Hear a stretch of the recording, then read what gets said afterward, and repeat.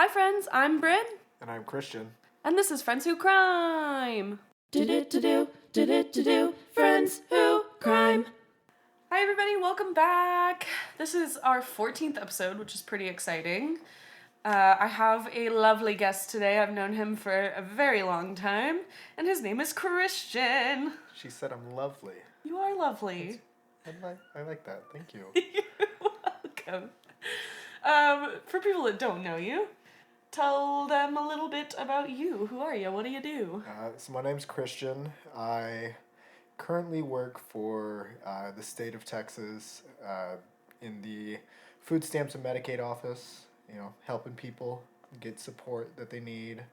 I used to be an elementary music teacher for a couple years, but most everybody knows me as the paintball guy. Yep. I compete in multiple tournament series. I think the best way to think of them as like regional circuits. So like I compete in the Texas circuit, I compete in the national circuit, compete in the California circuit. And that's really my main thing. I play all over the U.S. I also have my own podcast that I do. Yeah, you do. Within the paintball world. I've been doing that. I'm coming up on 3 years now of paintball podcasting. That's crazy. So yeah, this is quite a different environment, a new topic for me in the podcasting world. Very different than paintball. Yes, very different. We should say too, Katie, who was on the very first episode of this podcast, is your lovely wife. Yes, Bryn was our maid of honor. She introduced us to each other in college back in 2015. So coming up, mine and her relationship will be 10 years dating in November. We met at UT. Mm-hmm. I knew Christian and Katie before they knew each other. And I introduced them, which, sort of. Sort of, yeah. I was the glue, I feel like. Yeah, definitely. But before I met Katie, I was also a music major. Me and Bryn met in group piano, before we met in choir. And yeah, just kind of been around each other since, 11 years now. Yeah. That's wild. Mm-hmm. You and Katie are probably, like, of all the people I've had on the podcast, other than my family, you guys are the people I've known the longest. Yeah, because we met, like day one of freshman year, pretty much, in college. Gosh, group piano is where my panic attack started, and I'll tell you that right now. I was not okay in group piano class. I would practice and practice and practice, and then I would get into the exam and just forget everything, and my fingers would not do what I trained them to do. Yeah, I always... Piano is not a fun instrument when your nervous trait is to tense up. Yes. You very much need to stay loose with paintball. Or paintball. Paintball. Oh my God. I was in New Jersey competing, and I'm still like recovering from the trip, so it's very much on my mind. But yeah, being tense when playing piano is not, they don't mix well. No. That's why I was a trombone player. It's much easier to do when you only have to worry about one note at a time. Yes, that's true. Anyway, what's your relationship with true crime like? I got a speeding ticket once. That's great. Other than that, Katie's really, she listens to a lot of the different podcasts. Yeah. Obviously, she's been on this podcast. Whenever I follow that kind of stuff, I really like political and financial conspiracies. Okay. Are what I like to kind of dive into the rabbit hole a little bit around.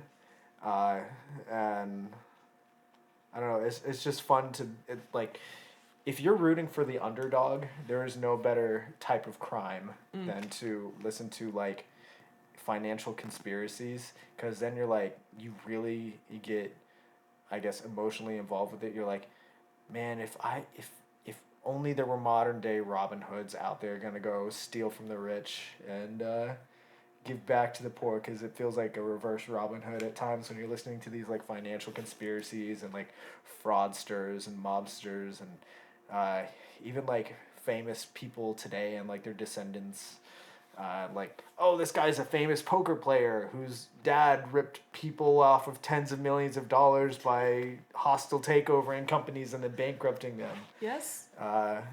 So that's kind of my area of interest. Okay. When it comes to that. That's cool. I mean, that in itself, I think, is still true crime. Like, it's crime. Mm-hmm. No one dies necessarily, not all the time, but like, that would still fit into this podcast. Yeah, for very sure. much the white collar crime. Yeah, yeah. Which I do plan on doing an episode about like more financial, political things. But you have to be really careful on Spotify about using the term conspiracy theory. Yeah. Like, people have to call it something different. Some people call it like tinfoil tales and things like that. But yeah, I am gonna do some of those. You also don't want to like wake up at the bottom of a river Right. by diving too much into something. Right. It's scary sometimes. Even a couple episodes ago, I did the Idaho college murders, and that's like people are still like, they haven't gone to trial. The suspect hasn't even gone through his trial yet. So it's like these other people involved. Yeah, this is still a thing. Come like, find me. Yeah. So I always try and say like, allegedly, or like, this is not proven, or like, he hasn't been charged, but. So yeah, conspiracy theories. We'll see. We'll see what I do in the future. I have a couple of ideas. I cannot wait. So here, we're going to have a Brinterruption, and I'm going to talk about things. I just recorded an episode 2 days ago, so I don't have, like, a ton of things to update you guys on.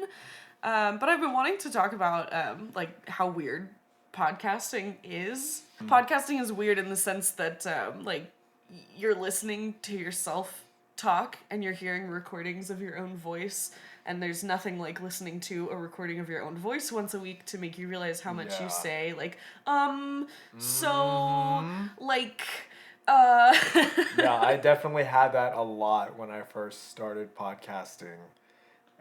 Especially, like, you just got over month 3, I guess, if you do it weekly, right? Yeah. This is episode 14? Yep. So this is the start of your second quarter. Yeah. It took me a long time to get over my weird mannerisms, and especially in my first episode, I go back and listen and I'm like, ugh, I know. Cringe. Yeah. It's terrible. But it also, like, there's nothing more humbling than just getting the recording played back at you. You're like, well, there is no sugarcoating it. These are the cold, hard facts.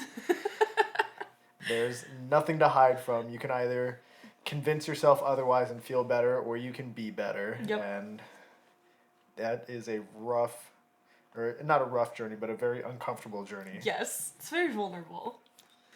And it just exposes a lot of my, like, speaking habits.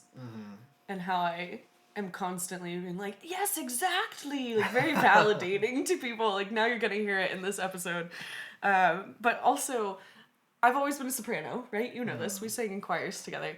And when I listen to myself talk on recordings, I'm like, am I an alto? Like, I sound more like an alto than a soprano. I don't know. That's just one of the things I noticed. That just gave me a flashback to freshman year of voice lessons in college. Good old Nikita convinced me that I was a bass. No, I'm very much a tenor. Yeah. My voice did not feel good for a month or 2 after that until I was like, okay, I can't take it anymore. I'm a tenor. Sorry, Nikita. But this ain't gonna work. Yeah. We have creative differences. Wow, I've talked about Nikita twice in, like, the past 3 days. Because you and James both had him. R.I.P. R.I.P. Okay, let's get into the case today. This is about the disappearance of Brian Shaffer. The story is from 2006, and we're in Columbus, Ohio today. Shoot, that would have been like a year or two after I was living in Dayton. So Oh, I was okay. around there at that time. I was in like 3rd grade. Okay. Yeah. So you were around. Mm-hmm. On April 1st, 2006, ironically April Fool's Day, 27-year-old Ohio State University medical student Brian Shaffer walked into a campus bar and was never seen again. He had just lost his mother to cancer and was about to propose to his girlfriend in Florida. CCTV shows Brian stepping into the Ugly Tuna Saluna around 1:55 a.m. and then nothing. Absolutely nothing. Disappears. Around 1:55. So, what time do bars close in Texas? Is it 2 a.m. or 2 3 a.m. a.m.? So, I don't know if they have the same laws up in Ohio, but Probably.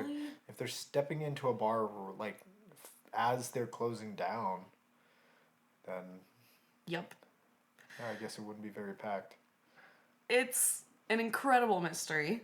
Some have called it one of Ohio's biggest mysteries. Surveillance video captured Brian entering the bar, but he never appears on camera leaving.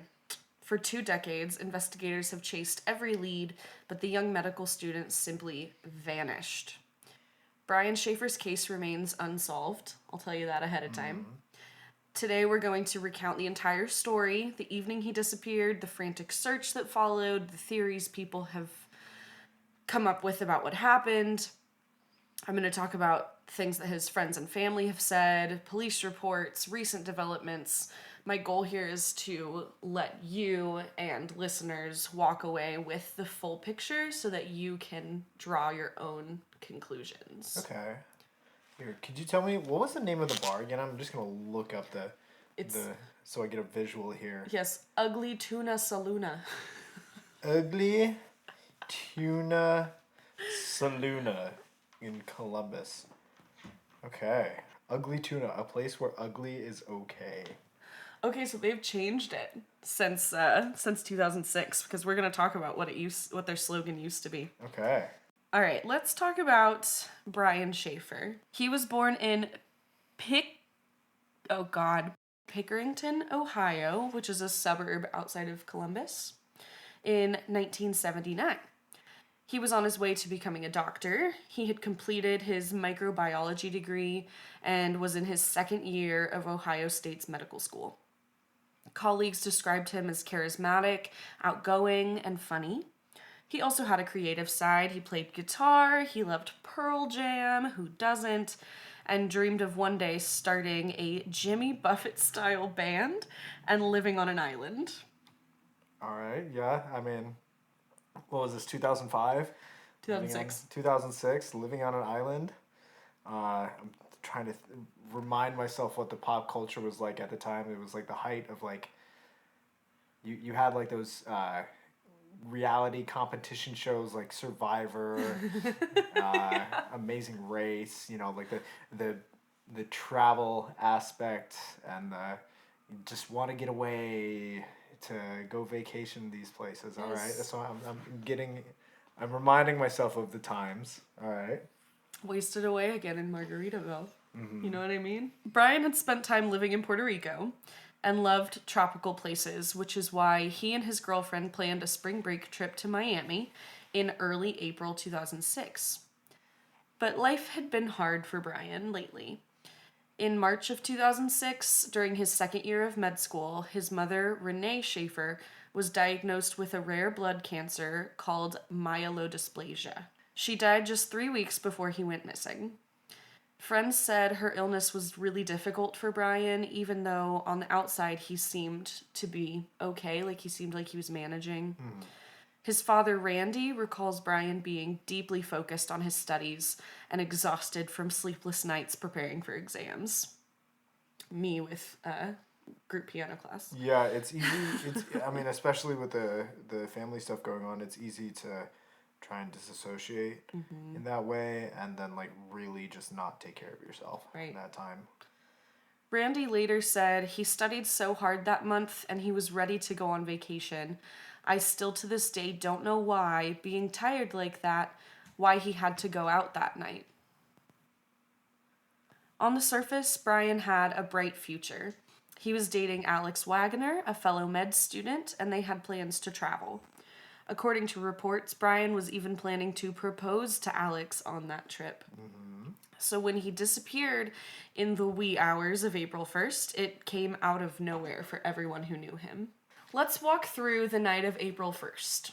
It was spring break, so classes were out the weekend of March 31st to April 1st, 2006. It began like many college weekends. Brian's roommate and friend, Clint Florence, invited him to join a bar crawl.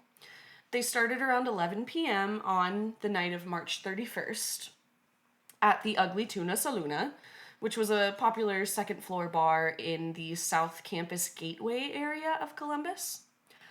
Around 11 p.m., Brian and Clint arrived at the bar. It was lively that night, music, people celebrating the start of spring break. At one point, Brian stepped outside to talk on the phone with Alexis, who was visiting family out of town. Alexis later remembered what he said, and she told E! News that Brian said, "This is my chance to talk about you with the guys, and I love you, and I will see you in just a couple days." Which is such a sweet little moment. Brian sounded happy and eager for their upcoming vacation. From there, the two friends went bar hopping. Over the next couple of hours, they visited a few other bars around campus before returning to Ugly Tuna. Video surveillance shows them arriving back at Ugly Tuna around 1:15 a.m. That footage is super important because it's among the last confirmed sightings of Brian. Okay. So this Ugly Tuna Saloon place is the spot if they're starting and ending here. Correct. Okay. Correct. And he seemed perfectly normal in the footage. His brother Derek Shaffer watched the video later, and he said he looked like he was having a good time. Nothing seemed off at all. Friends and family agree that he didn't appear under duress or upset. This was a healthy, outgoing guy out having fun with his friends. As the clock approached 2 a.m., Ugly Tuna was about to close. Around 1:55 a.m., Brian and Clint had a conversation outside the bar with two young women. Again, the camera caught them. Brian even turned back around and stepped into the bar. And that's literally the last footage we have of him on April 1st. After that, nothing. He never came out of the bar. All right. It is so chilling to me that he walks in and never walks out. Like, where did he go? When the bar closed at 2 a.m., Brian was simply gone. Clint and their friend Meredith Reed waited for him, checking the area, calling his cell phone, but they got no response. Assuming he'd gone home on his own, Clint and Meredith left the bar and went home without Brian. Which I think that's probably what I would do too. Like, I would be worried, but like, what else do you do? Like, he probably went home on his own. Yeah, at that point, like, I mean, you've been waiting. You probably just assume, like, you're not assuming that the guy just vanished into thin air, right? Right. So, yeah, you probably just like, all right, dude, kind of a not cool move to just vanish like that, but whatever, you're going through a lot. I'm assuming that, his friend knew about the mom stuff. Yeah. So. It's like, oh, we'll catch up with him tomorrow. We'll figure out what happened. Like, not a big cause for worry yet. So later that morning, Alexis tried calling Brian and got his voicemail. She thought maybe he was sleeping since he was so tired from being out and from all this studying. But when she didn't hear from him the next day, she started to worry. Alexis called Brian's dad, Randy, who checked Brian's apartment. It was undisturbed. His car was parked outside, his bed was made, his books were on the shelf. By April 2nd, 2 days after they last saw him, Brian missed the flight to Miami that they had planned, and his family had still not heard anything.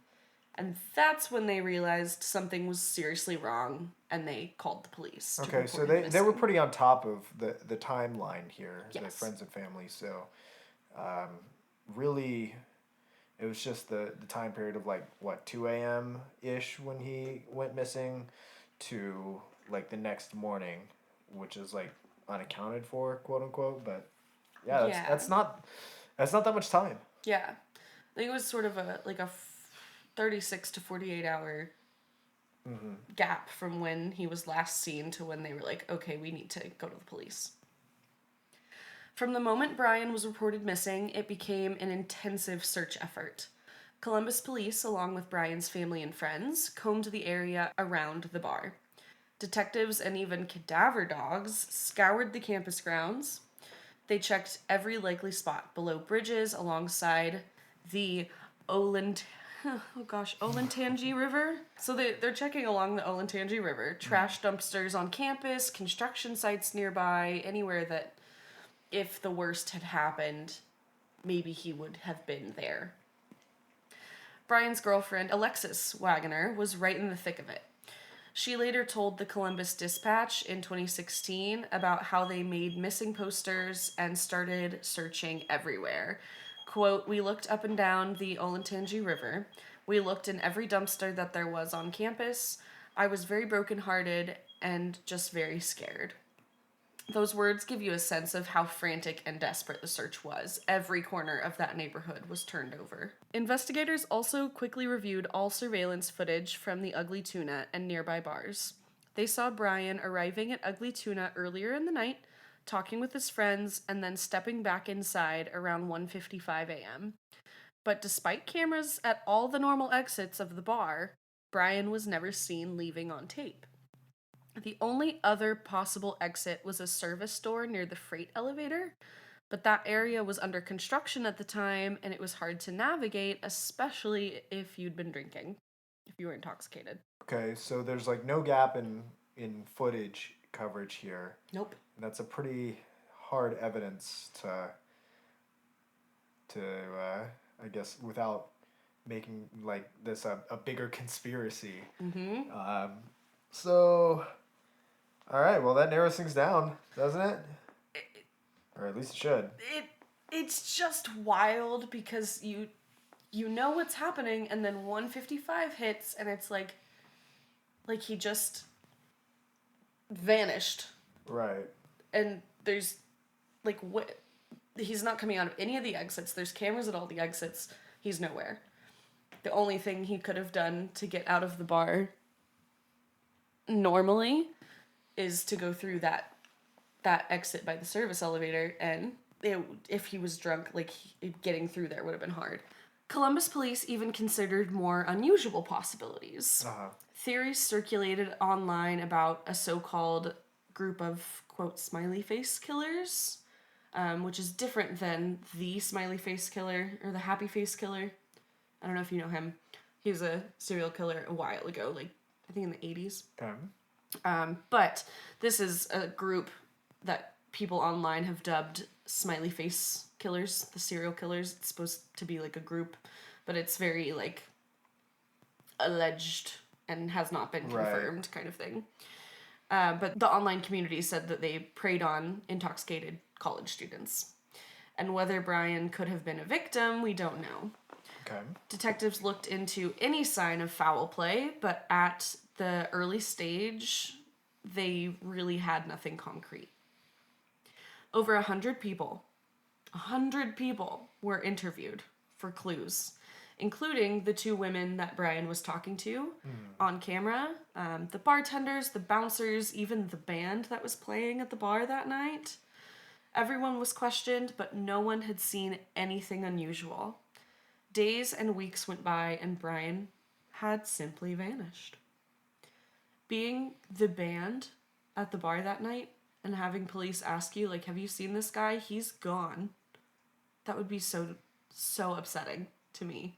Like, yeah, I saw that guy. I was singing. Nothing seemed out of the ordinary.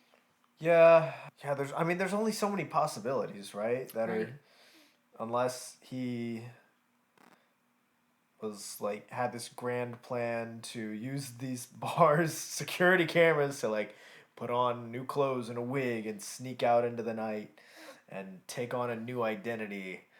There's like what else is the possibility? Like, Well, and that's a very good segue because we're going to talk about some of the theories about what happened. yeah. With almost nothing to go on, speculation took over. 3 main theories emerge in most discussions: foul play, an accident, or a voluntary disappearance. So let's break these down. First is foul play. Many people suspect Brian was attacked or abducted that night. The circumstances are obviously strange. There's no video of him leaving, no trace of anything. Columbus police publicly have said that they have no solid evidence of a crime, but also nothing that rules it out. Mm-hmm. Brian's own brother Derek worries that if Brian had really walked away on his own, he'd at least check in with the family. Derek told Mel magazine, quote, "He wasn't into drugs or anything like that. I don't think he would just take off and never contact us again. I'm afraid that something bad did happen, and we may never find out." Police interviewed Brian's friend Clint Florence closely. Initially, he cooperated, but later he stopped talking when advised by a lawyer, which raised some eyebrows. Derek said Clint always seemed a little off in his attitude after Brian disappeared. He told The Lantern, quote, "If Clint knew something, I hope he would have shared it. I deserve to know." Those comments have fueled suspicion that if someone in the bar that night was hiding something, maybe it was Clint. Maybe Clint has something to hide. Sorry, remind me who Clint is? Was Clint the other friend that was with him? Yes. Okay. He's the one that invited Brian out to the bar crawl. Yeah. But official investigations didn't find evidence of an abduction. Retired Detective Sergeant John Hurst, who worked the case, said on a podcast in 2019, quote, "We've looked at everything, and nothing gives us an indication that he was abducted." He also noted Brian was right next to the people he knew and trusted up until 2 a.m., which would be a strange time to be grabbed without struggle or witness. Mm-hmm. The second theory is that Brian left of his own volition, which is what you were getting at.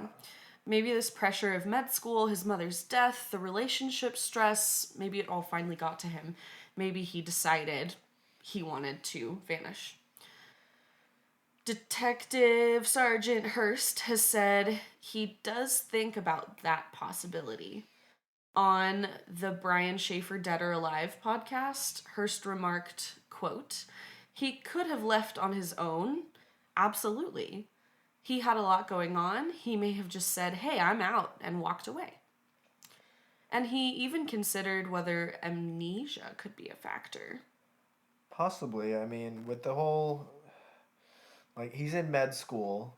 He's got the recentness of his mom's passing, and we're at Ohio State, we're at one of the top universities in the country, so these are not like idiots Right. in this story. Like they would know how to come up with a plan and execute it. Mm-hmm. So if Brian was motivated to start a new life, he certainly had the capability to do it. Yeah. Hurst, the detective, also stated flatly, "I don't believe it was a suicide. Most people who commit suicide want to be found. They don't want to be left laying somewhere. Was he abducted? Everything we looked at so far doesn't give us an indication that he was abducted." So, in other words, Hurst doesn't see any signs of homicide or suicide. Uh-huh. So that leaves the idea open that maybe Brian, under that stress, just took off. Yeah. As far as like the foul play angle, was there like anybody or anything that had come up that might have had a motive against him to do it? Not really. Well, that's yeah, usually there's at least something, right? If there was going to be foul play from someone close to him. So, I know you said Clint was a little bit standoffish, but like being advised to get a lawyer at that point is he's got to start thinking about like protecting himself and not getting drawn into it further. Yep. Because at that point the police are looking for anything to pin on someone to get a conviction, Anything. right? So like I understand why, the whole like, oh, if you aren't guilty then you've got nothing to hide, but like you've got to protect yourself. Wrongful convictions do happen. Yeah. Yeah, the number one rule, any MMA people out there, the first thing the referee tells you to do is obey my commands and then protect yourself at all times. So like I'm never gonna fault anybody ever for taking steps that they think is necessary to protect themselves. Yeah, and I mean, obviously this is gonna, like, the disappearance of a friend that you went out with that night, that's gonna be upsetting. But I think if it were me, I think I would probably lawyer up too. Like, you don't... Yeah, you just especially don't after know. a certain point, like if it's dragged on for that long, then you're probably facing some fatigue of your own. Yeah. We're thinking, in this theory, maybe Brian just left. His brother, though, said he just doesn't buy that. He feels that Brian loved his life and wouldn't abandon his loved ones without saying goodbye. The third theory is accidental death. This is the one that I originally heard when I heard about this case. Mm-hmm. Some people suggest that Brian could have had an accident, for example, falling into the nearby Olentangy River. This comes up because the river is really close to campus, and it was searched extensively. They looked for him in that river for a while. However, the river is shallow, and there's no evidence that Brian ever got near it. Yeah, I mean, the first things first is, like, if you don't see him get out of the bar to begin with, then how does he get into the river? Right. And the reality is he probably would have been seen if he was at the river and, like, drunkenly stumbled in. Mm-hmm. So that theory hasn't gained traction with law enforcement. There's also a wild theory you might have heard online, that Brian's body is hidden somewhere inside the Ugly Tuna building, like in a wall or in an old beer keg. Obviously that sounds really strange, but it comes from the fact that cameras didn't catch him leaving, so if he never left, maybe he's still in there. One of those, like, oh, he was snuck out in a garbage bag with the dumpster or anything like that. Right. Yeah, that's, I mean, like, that's unless you doubt the concreteness of the camera footage, then that's what you got to start considering. Right. And it's obviously unlikely, but the idea is pretty wild. Like, oh yeah, maybe. no, I mean, so is disappearing into thin air. Right. So, like, at this point, yeah, you just logically, that's what you got to start considering at that point. So to recap all these theories, investigators are puzzled. Sergeant Hurst says he still thinks there's a strong possibility that Brian could still be alive, which is another way of saying he might have just started over somewhere else. Mm. But friends and family doubt that. Alexis and Derek believe something awful happened, even if they don't know what. For years after 2006, the case was essentially cold. Yeah, to translate what the inspector said that they had, we ain't found shit.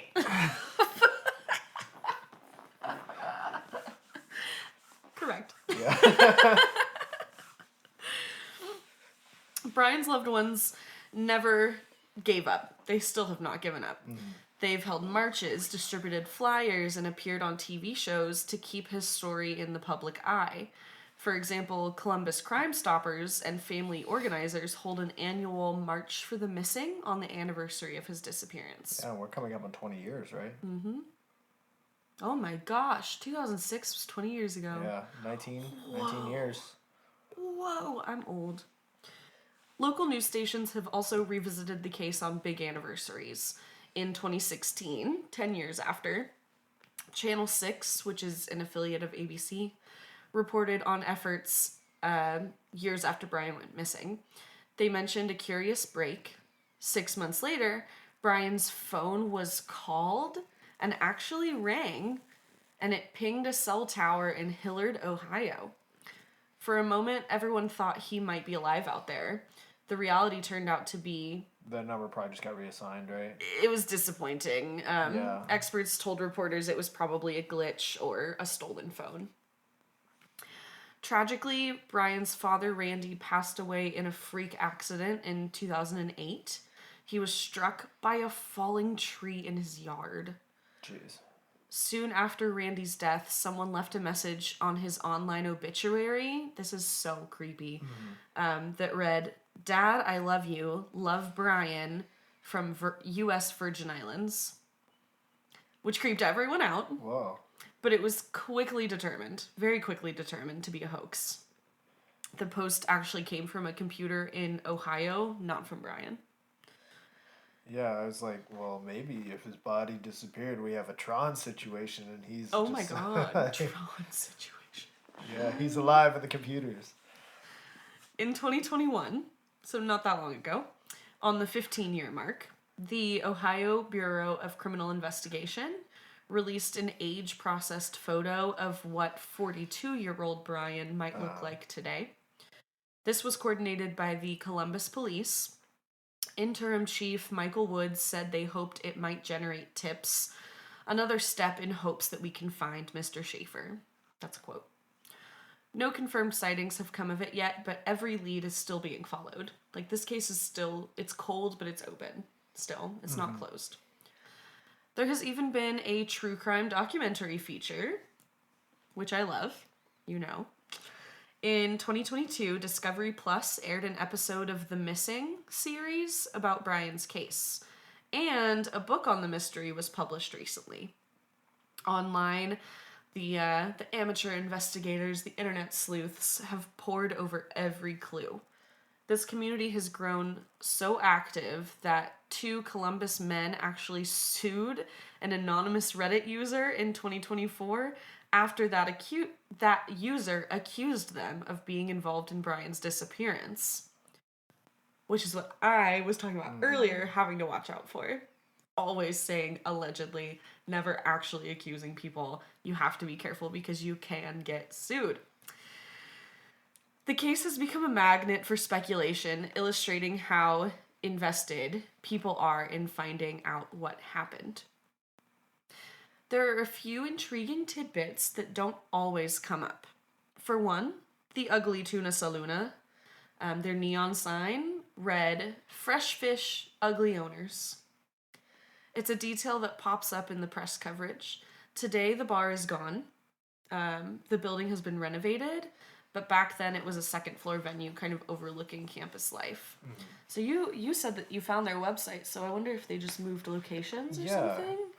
Do you have, like, I guess the original address? I don't. Yeah, because I mean, they have a website right here, and they say they're open Monday to Saturday, 7 p.m. to 2 a.m. So they're in operation. Interesting. Yeah, over at the address that is on their website that I. Interesting. So it's either an old website or it's moved. Also, Brian had a known adventurous streak. He spent extended time living in Puerto Rico and was described as someone who loved travel. So some think maybe he really did disappear to start anew somewhere tropical.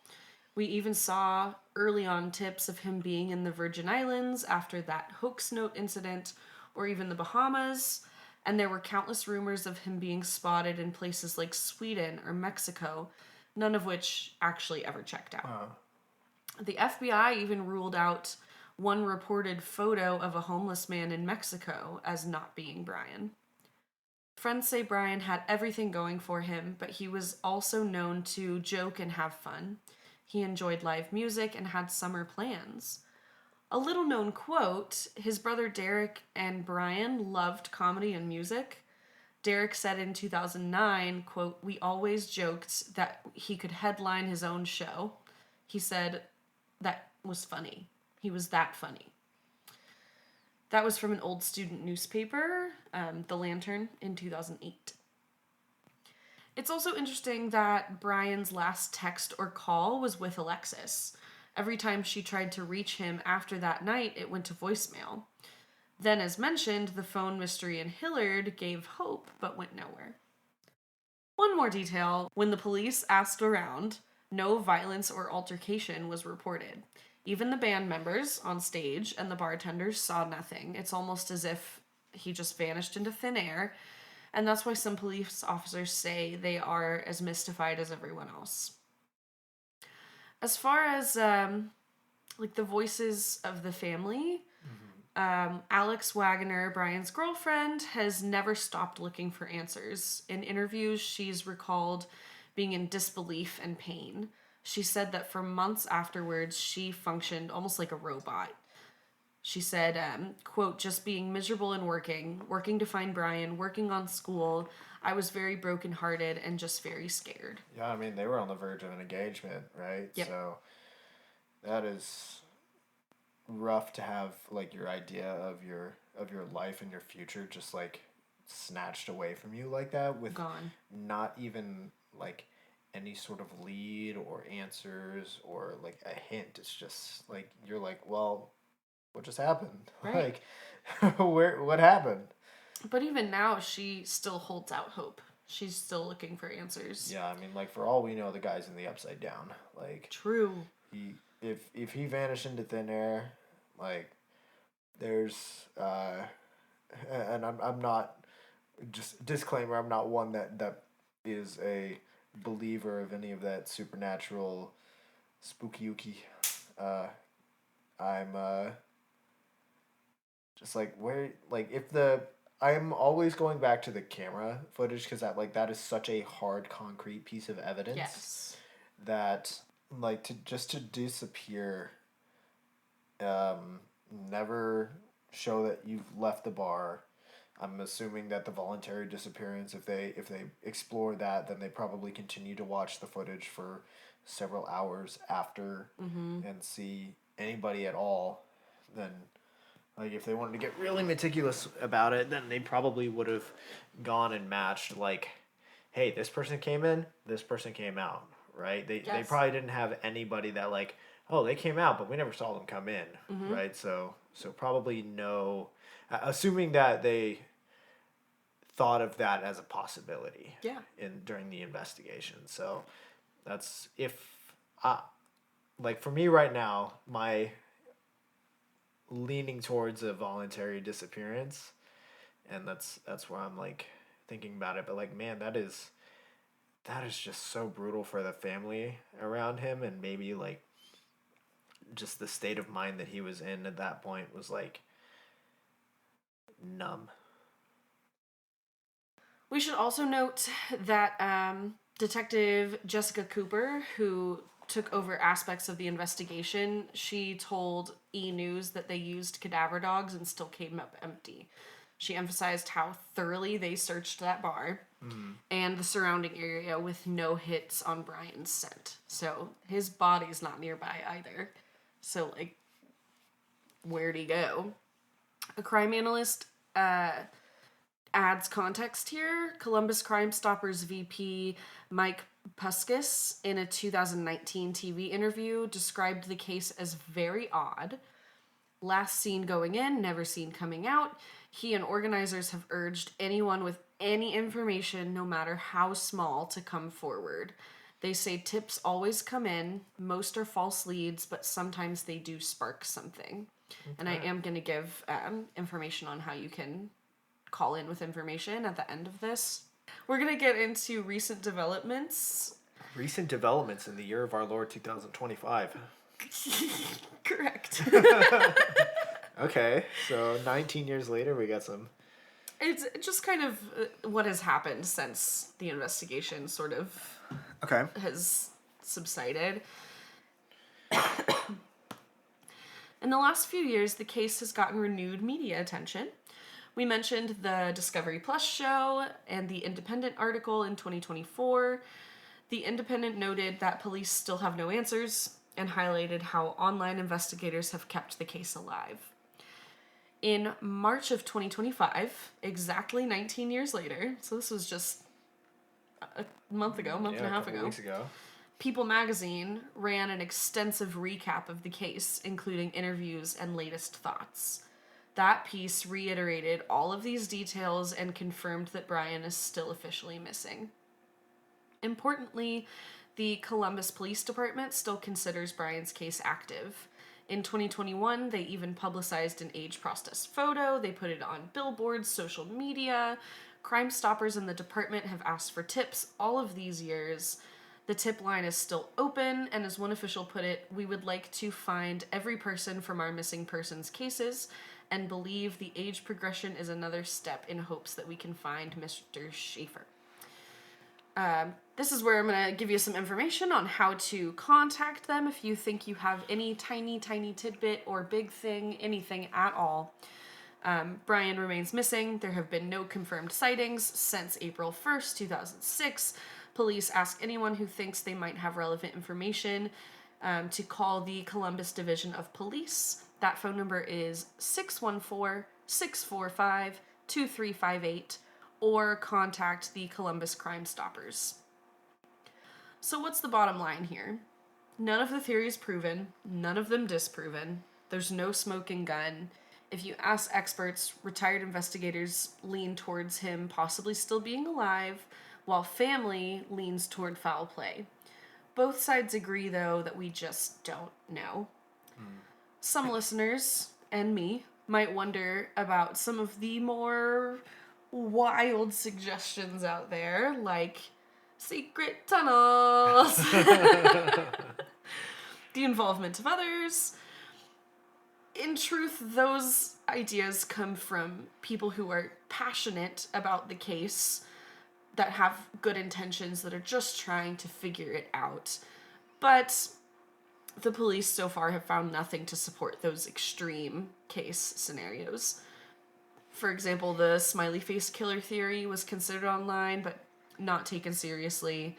The possibility that Brian stumbled into the river was weighed early on, but like we said, the river's shallow. It's not likely that he drowned without anyone noticing.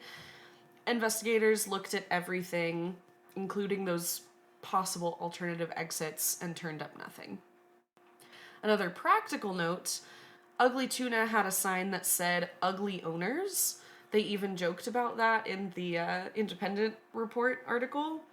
It just goes to show how this story has captured imaginations. Even small details like that, and Brian's plans for the future, how he was going to start residency, get engaged, make people wonder how abruptly everything changed. Truth is, guys, cases like this often hinge on a small clue or a piece of information. If Brian's out there, or if someone knows what happened, your knowledge could break this case open. And I wish I knew something that could help. So if you do it. Call in. Or I'll do nothing, but do it. Yeah, or on the other hand, if Mr. Brian is out there and he wanted to just stay disappeared, then, I guess you have every right to do that and start your life over. But at the same time, there's a lot of people that are very invested in you. So. Yeah. And I just think his family deserves answers. His family and friends deserve answers. Whether that comes from finding him or the friend Clint, if he has something, maybe he can put that forward. At this point, everybody just wants answers, and I can't imagine being his family and just never knowing. Yeah. Especially, like, his dad is gone, his mom is gone, he's left with his siblings and his friends. And that is our episode on the disappearance of Brian Shaffer. Christian, thank you for being here. You were a great guest. Yeah, thank you. You had great commentary. Thank you for having me. Yeah. Do you have any, final thoughts on the case? It's just so,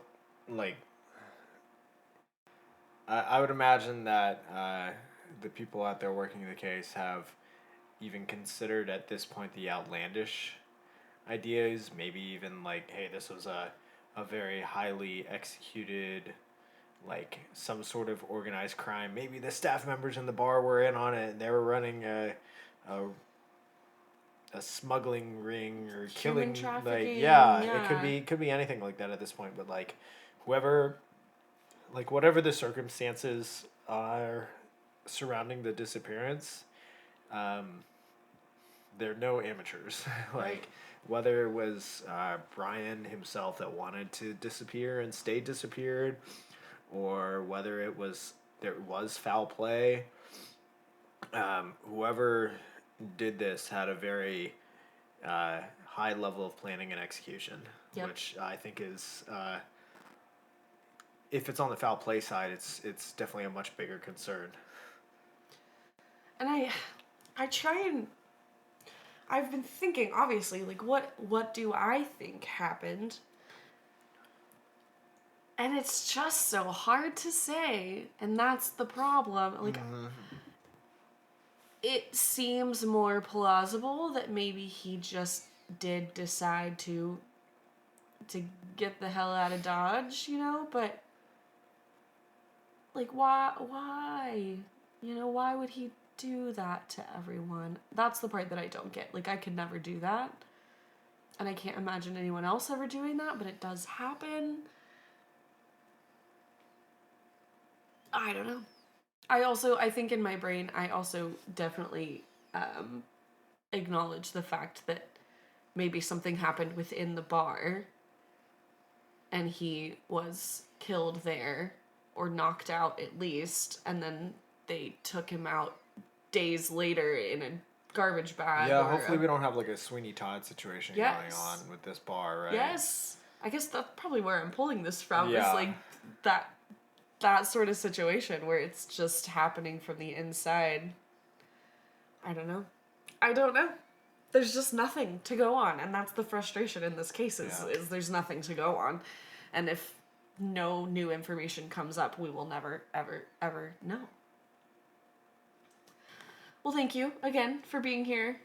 Like I said at the beginning, you are a lovely guest. Thank you. I hope that you have a relaxing week, hopefully. I know it's been crazy, so trying to think if there's anything else I want to say. Yeah. Shout out to my lovely wife, the guest of episode 1. Shout out to Katie. Also lovely. Also lovely. Shout out to my puppy. Your puppy Bella. Yeah, she's a cutie. She's a sweetie. And your podcast. Tell everybody what that's called. Yeah. If you like the sound of my voice, then you can come listen to me over on my podcast, which is In the Pits Paintball Podcast. I do a weekly show on YouTube. It's a live show, but then I post out all of the recordings the next day. I got picked up a couple of months ago by like the Major League of Paintball, so like I'm on their channel now, which is cool. So cool. So yeah, that's where you can come listen to me and my voice and my guests. More importantly, other than that, yeah, just shout out to Bean. Alright, y'all, that's all we have for you today. Thank you for listening. Remember to follow us on Instagram, leave a 5-star review, all that good stuff. And until next time, remember, friends don't let friends commit crimes. Bye! Later!